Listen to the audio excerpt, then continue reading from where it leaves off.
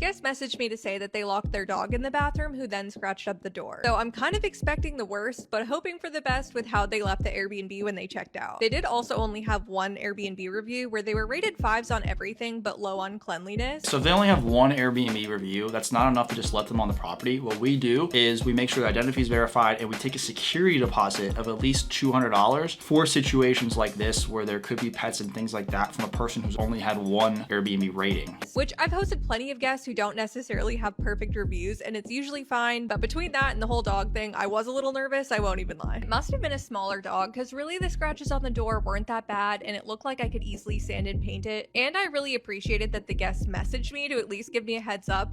I would have charged the guest to paint it and sand it, and if they declined that, I would have filed the claim with Airbnb, which would most certainly have been approved, in which case I would have filed for even more money with Airbnb, maybe $150, $200, and I would have had my handyman gone out there. This is bad enough that I definitely would want it fixed. Usually if it's something really light, then I just let it go. This makes it so much easier for me to walk into a clean being prepared. Like if I know I have to fix something, then I can get the supplies before the clean. They did also offer to pay for damages, and y'all are gonna be divided, but I didn't charge them because it literally took 15 minutes to sand. I would have charged them. This host probably only has one property. She's the one literally cleaning it herself. You know, when you have over 40 properties and little things like this add up, you do charge. That is kind of economics 101 of having a business. If you're gonna have a scalable Airbnb business and multiple properties, you do need to enforce and charge for things like this. Now, if you would just have one property and you're like her and you're cleaning it, well then you can kind of afford to be nice and do stuff like that.